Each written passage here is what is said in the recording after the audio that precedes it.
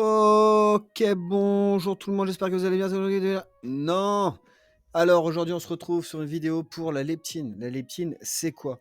On va regarder directement la définition de la leptine sur internet. La leptine, produit du gène OB, est une protéine de 16 kDa qui agit par des mécanismes centraux pour contrôler l'équilibre énergétique. Outre les tissus apides, d'autres organes dont l'estomac produisent également la leptine. OK, est-ce que tu es diététicien, nutritionniste ou je sais pas quoi? Est-ce que tu as compris? Moi, je lis ça, non. J'en ai même en doute toutes les questions de la vie là. Je ne comprends pas. Est-ce que je suis normal? Est-ce que je suis pas normal? Est-ce que c'est quelque chose? Ah, ici il y a une autre définition. La leptine, parfois dite hormone de satiété, est une hormone digestive peptidique qui régule les réserves de graisse dans l'organisme et l'appétit en contrôlant la sensation de satiété. C'est une hormone anorexigène, contrairement aux hormones orexigènes. Ok. Comment on fait pour comprendre ça? C'est quoi l'hormone de satiété, tout ça? On va laisser ça de côté et je vais vous donner un premier visuel. D'accord? Ça va être assez cash et je pense que vous allez voir assez facilement de quoi je parle puisque je parle des toilettes, la chasse d'eau. Dans la chasse d'eau, vous avez rien d'autre qu'un bac, que le bac à eau, quoi, et une petite bouée, un flotteur. Ce flotteur, quand il est tout en bas, il réclame de l'eau, donc l'eau arrive dans les toilettes, et une fois que la bouée est tout en haut, eh ben, ça s'arrête, il n'y a plus de bruit, vous n'avez plus qu'à appuyer sur la chasse d'eau pour que ça redescende. Vous visualisez totalement, j'espère que vous voyez ce que je veux dire, parce que ça serait un petit peu problématique pour la suite des événements. Pour votre estomac, c'est pareil. Votre estomac va pouvoir accepter un certain volume d'aliments que vous allez manger chaque jour. Si jamais il est à 0, vous allez avoir faim jusqu'à ce que vous ayez mangé et qu'il arrive au niveau demandé. Si vous avez trop mangé, il va fonctionner pareil, mais à l'inverse. Il va vouloir redescendre jusqu'à arriver au niveau qui lui est approprié de base. Le niveau 0. Enfin, on va dire le niveau standard.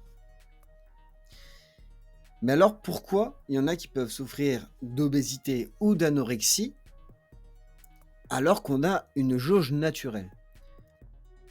Donc pour l'obésité, ça fonctionne comme ça. Vous avez toujours votre estomac avec l'idée du flotteur et vous mangez toujours de façon à noyer le flotteur. D'accord? Donc le flotteur, il est là. Il faut manger cette quantité-là pour que le flotteur soit toujours au-dessus, soit toujours au bon niveau. Mais vous mangez plus. Tac, le flotteur est noyé. Donc, pour qu'il arrête de de faire une petite sonnette d'alarme, de vous dire « Oh, vous avez trop mangé », bah lui va monter progressivement, jour après jour, jusqu'à arriver au niveau où vous mangez de trop. Il va se stabiliser ici, et vous aurez besoin toujours de manger une grosse quantité de nourriture pour pouvoir vous stabiliser. Cette grosse quantité de nourriture va faire que, normalement, vous mangez plus de calories.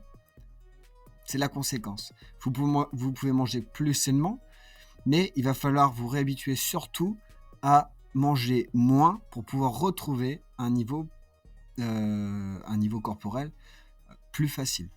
D'accord? C'est pour ça que l'obésité, quand vous en souffrez, il faut d'abord s'habituer à manger de plus petites quantités. Progressivement, ça ne fait pas du jour au lendemain. Si vous avez l'habitude d'avoir un estomac énorme à cause de votre niveau de leptine, si demain vous arrêtez de manger, mais vous allez mourir. C'est peut-être littéralement le cas. Si vous arrêtez de manger du jour au lendemain, vous pouvez en mourir parce qu'il y a besoin d'une réadaptation. Ça va fonctionner pareil si vous allez dans l'eau chaude. Si vous allez dans l'eau chaude d'un coup, vous allez pas pouvoir, ça va vous brûler. Si vous allez dans l'eau froide d'un coup, vous n'allez pas pouvoir, ça va vous refroidir trop vite, vous allez avoir froid. Mais si vous vous mettez progressivement dans l'eau froide et progressivement dans l'eau chaude, vous allez pouvoir y arriver. Et enfin, ce système fonctionne exactement pareil pour l'anorexie. Mais à l'inverse, c'est-à-dire que votre niveau, il est toujours au même endroit, donc à ce niveau-là, vous mangez moins.